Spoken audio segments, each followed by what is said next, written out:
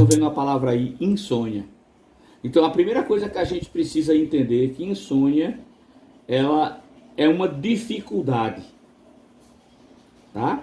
O que é uma dificuldade? Eu costumo brincar e dizer assim, insônia é um travamento, trava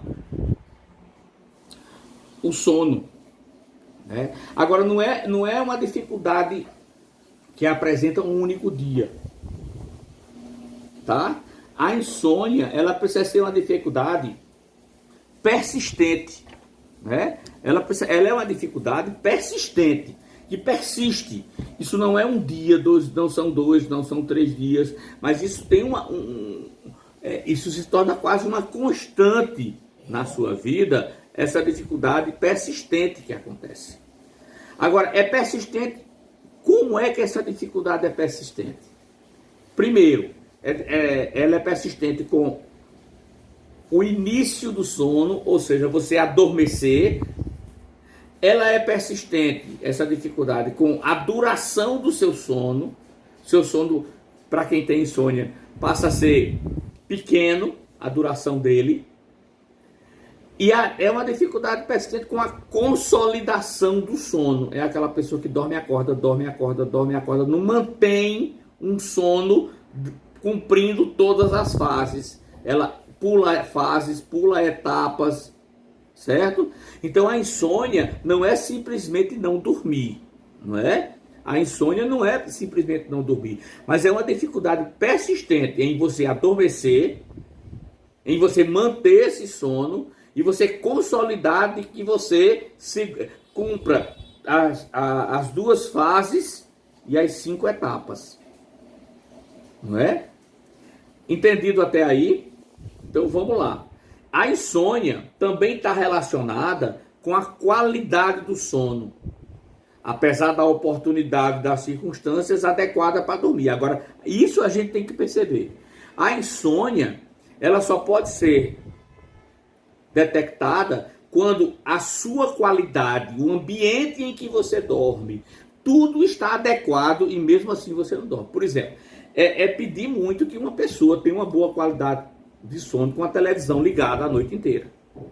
Ela pode até dormir, ela pode até adormecer, a duração pode ser grande, mas a qualidade do sono não vai, porque os estímulos sonoros, vocês que moram em apartamento ou em casa, quando de noite, quando está bem escuro, que olha para as janelas do outro apartamento, vocês não veem a luz das televisões fazendo assim? Imagina isso dentro do teu quarto, né? Imagina isso dentro do teu quarto, como é que isso não fica, não é? Então a insônia, ela só pode ser diagnosticada quando você realmente tem todas as qualidades para você dormir bem e você não está conseguindo, porque você está tendo dificuldade persistente. Agora, se você tem um quarto que não é escuro, que você tem estímulo, televisão ligada, aqueles ventiladores que parecem mais uma escola de samba, né? Você mora perto de um lugar onde não tem isolamento sonoro, né? Aquele silêncio que a gente precisa para dormir. Então, isso aí pode gerar insônia, mas por enquanto isso se chama o quê? Somente dificuldade de dormir, mas não é porque o seu corpo não está produzindo a melatonina suficiente e os hormônios suficientes para que você durma e mantenha o sono, mas é porque o ambiente que você dorme não está sendo um ambiente necessário, né? Qualificado, adequado para dormir, né? Como é que a gente pode reconhecer uma insônia, né? Você vai ter basicamente 2 formas de insônia: a crônica e a aguda. Então observe, são 2 formas, uma crônica e a outra aguda, tá? Nós vamos ter 2 formas de insônia. Grava bem. A crônica, que ela ocorre no mínimo 3 vezes na semana por 3 meses consecutivos.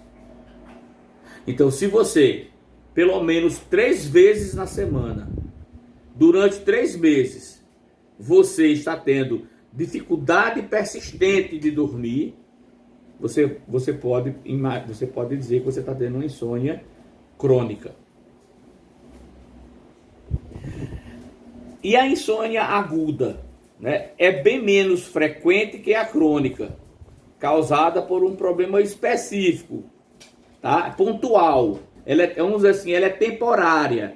Tipo, você perdeu seu pai veio a óbito, sua mãe veio a óbito, seu esposo está internado no hospital com coronavírus, coisas assim. Então você fica com uma insônia aguda, que ela é temporária. Ela vai durar um determinado tempo, mas quando você conseguir resolver essas questões, o que é que vai acontecer? Essa insônia vai acabar. Então perceba, a crônica, ela vai persistir por 3 vezes, sendo 3 vezes ou mais durante a semana. Ela está instalada. Se você não cuidar, ela pode continuar e pode ir aumentando a 4 vezes por semana, a 5 vezes por semana, 6 vezes por semana. E a insônia aguda, não. Ela é menos frequente do que a crônica. Por quê? Porque ela é causada por algum evento ou alguns eventos estressores que aconteceram. Falecimento de alguém, a perda do emprego, a preocupação, uma pandemia. Vocês perceberam que nessa pandemia as pessoas tiveram muito problema de insônia. Mas o problema de insônia que as pessoas estavam tendo na maioria das vezes era da insônia aguda. Por quê? Preocupado como vai pagar as contas, se vai continuar trabalhando, se vai ser demitido, se não vai ser demitido, etc, etc, etc, etc. Então isso vai causar a insônia aguda. Muito bem. Vamos pensar. A insônia, ela é caracterizada por alguns fatores. Então o que é que nós vamos ver agora? As características da insônia. Certo? Vamos ver. A gente já sabe que a insônia pode assumir 2 formas, crônica ou aguda. A gente sabe também agora, a gente vai ver agora as características de uma insônia, né? Primeiro, existe a insônia que apresenta a dificuldade de você iniciar um sono. É aquela pessoa que, no popular, a gente brinca, diz assim, que ela está contando carneirinhos, né? Então ela vai ter dificuldade de dar start no seu sono. E aí é muito importante o quê? Que nós em consultório, nós psicólogos em consultório, investiguemos, né, o porquê que a pessoa está tendo essa dificuldade de iniciar o sono. Primeiro a gente pergunta, né? O seu quarto, ele está adaptado para você dormir? O seu quarto é um lugar realmente para você dormir? Ou é um lugar onde você se diverte? Onde você assiste televisão, onde você lancha, onde você almoça? Porque o quarto precisa ter característica de quarto. Se você usa seu quarto para fazer N outras atividades, pelo menos na hora que você for dormir, você precisa caracterizá-lo como um ambiente de sono. Que o cérebro é inteligente. Ele pode ficar associando o seu quarto a lugar de brincar. Então observe. A gente já viu que uma característica da insônia é a dificuldade de iniciar o sono. Ou por acordar durante a noite, com dificuldade para voltar a dormir, né? Com consequências no dia seguinte. É aquela pessoa que fica dormindo, acordando. No outro dia a gente amanhece um bagaço, né? Morto, parece que passou um caminhão na frente da gente. Então, essa é uma característica do sono. Outra característica do sono, da insônia, é que no dia seguinte, é uma característica e uma consequência, é que a gente apresenta um mau humor considerável, altera o nosso humor. Então, quando a gente não dorme o suficiente, o nosso humor é alterado. Qual a outra consequência da insônia? É a gente envelhecer precocemente. Qual a outra consequência da insônia? A gente vê nitidamente uma pele ressecada, né? Porque o corpo não consegue fazer a reparação tecidual como a gente viu nas fases do sono. Então, a gente vai ver agora que existem 3 tipos de insônias, certo? 3 tipos de insônia. Prestem atenção. A gente viu que existem 2 formas de insônia: a crônica e a aguda, né? Agora a gente vai ver que existem 3 tipos de insônia. O primeiro tipo é a chamada insônia inicial, quando o indivíduo demora a pegar no sono. né? É a insônia inicial, aquela que a pessoa deita, como Lívia estava dizendo, e dá meia hora. Lembra que o tempo considerado bom para a gente deitar e dormir sai de 5 a 15 minutos. Lembra lá no estado de vigília que a gente viu isso? Então, mas a pessoa que tem a insônia, ela vai passar 20 minutos, meia hora, 1 hora e meia, 2 horas. E quanto mais o relógio vai passando, mais agonia dá, menos a pessoa consegue dormir. É por isso que os especialistas afirmam que se você tem esse tipo de insônia, é bom você só ir para a cama, deitar, quando você realmente tiver com sono, né? Ou investigar. É muito interessante ir ao médico do sono, né? Para ver o que é que tem, não simplesmente ter uma medicação para que você durma, né? O bom é procurar trazer o sono normal, sem nenhum indutor de sono, né? É claro que se você não está conseguindo dormir normalmente, é bom você ter um indutor de sono para que sua vida tenha qualidade, você consiga fazer a homeostase e você consiga fazer a manutenção e reparação do seu corpo através do sono, com as suas 2 fases e as suas 5 etapas, né? Existe o segundo tipo de insônia que a gente chama de o tipo que vai haver a manutenção do sono ou sono intermitente, não é? É quando se desperta no meio da noite e há dificuldade em voltar a dormir. Essa é a menos comum. É aquela que você acorda, você acorda durante a noite, ela é intermitente. Então você está dormindo, você acorda, passa um tempo, volta a dormir, aí acorda de novo, passa um tempo, volta a dormir. Esta é a menos comum, é o tipo de insônia menos comum, mas é a que mais maltrata, sabe? Você dorme e acorda, dorme e acorda, dorme e acorda. As pessoas que têm esse tipo de insônia, que a gente chama insônia de manutenção ou insônia intermitente, são pessoas que, essas pessoas, elas têm uma baixa qualidade de vida significativa, não é?